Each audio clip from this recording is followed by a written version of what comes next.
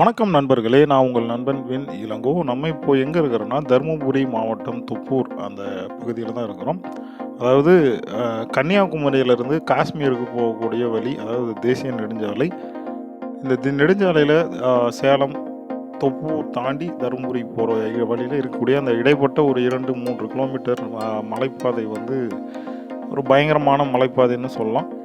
ஒரு இந்திய ஒன்றிய அளவிலேயே வந்து அதிகப்படியான விபத்துக்கள் நடக்கக்கூடிய மலைப்பாதைகளில் இதுவும் ஒன்று.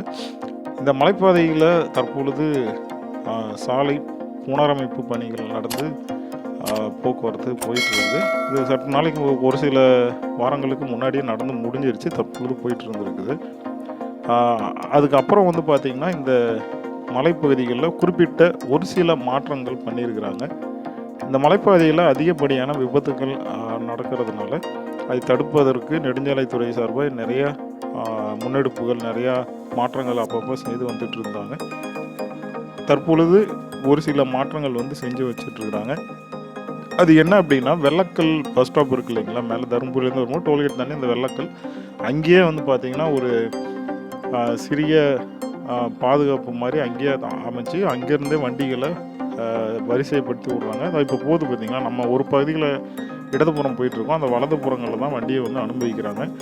நடுவில் வழிநெடுக்க அந்த பிளாஸ்டிக் தடுப்பு மாதிரி அமைச்சு வண்டிங்க அதில் மட்டும்தான் அனுமதி கொடுத்துட்ருக்குறாங்க. ஏன்னா இது வந்து இருபுறங்களும் மாறி மாறி வண்டி போய் ஒரே இடத்துல டிராஃபிக் உண்டாகி விபத்துக்களுக்கு அதுவும் வந்து ஒரு சில விபத்துகள் ஏற்பட காரணமாகிடுது.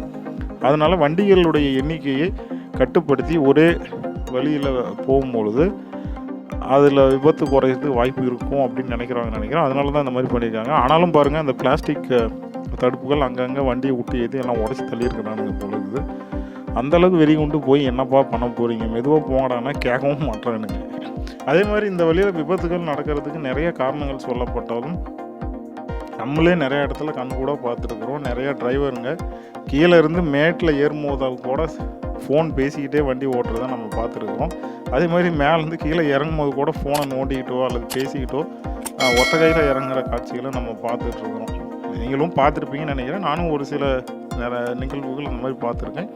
ஆனாலும் கவனக்குறைவு விபத்திற்கு அதிகப்படியான காரணங்களை வந்து உருவாகிறது. அதாவது பிரேக் டவுனு, அப்புறம் வண்டி ஏதோ பழுதாயிடுச்சு, அந்த மாதிரி நிறைய காரணங்கள் இருந்தாலும் நம்மளுடைய கவனக்குறைவு தான் அதிகப்படியான காரணங்களாக அமைஞ்சிருது. சரி, இப்போ இந்த இடத்துல பாருங்கள், இந்த மலைப்பகுதி இல்லை இந்த மஞ்சள் கோடு இருக்குது இல்லைங்களா, இது வந்து ஒரு மாலை வேலையில் இந்த பதிவு நான் எடுத்தேன். அப்போவே பாருங்கள், இது பளிச்சுன்னு தெரியுது. அதே மாதிரி இரவு வேலையிலையும் இந்த மஞ்சள் கோடுகள் இருக்குது இல்லைங்களா, இது வந்து கொஞ்சம், அதாவது ரொம்ப ஒளிர்ற மாதிரி இல்லை, கொஞ்சம் ஒளிர்ற மாதிரி இருக்குது. ஆமாம், நல்ல ஒரு எச்சரிக்கை ஒரு அந்த பாதைக்கு ஒரு எச்சரிக்கை மாதிரி போட்டு கொடுத்துருக்குறாங்க. அதே மாதிரி இந்த இடம் இருக்குது இல்லைங்களா, இந்த ஆஞ்சநேயர் கோயிலுக்கு எதிரில் தாங்க மேலே அந்த கம்பம் தெரியுது பாருங்கள். அந்த கம்பத்தில் வந்து நம்ம வரக்கூடிய வண்டி இருக்குது இல்லைங்களா, வண்டிகளுடைய வேகம் வந்து மேலே டிஸ்பிளேயில் தெரிகிற மாதிரி அமைச்சிருக்கிறாங்க. இதனால் வந்து நம்ம வண்டி எவ்வளோ வேகத்தில் போயிட்டுருக்குன்றதை முன்னாடியே ஸ்கேன் பண்ணி அதில் காட்ட முடியல. அந்த மாதிரி ஒரு சில மாற்றங்கள்லாம் இங்கே செஞ்சு வந்துட்டுருக்குறாங்க. இது போக்குவரத்து சீராக்கி விபத்துக்களை குறைக்கிறதுக்கு வழி வகுக்கும் அப்படின்னு நான் நினைக்கிறேன்.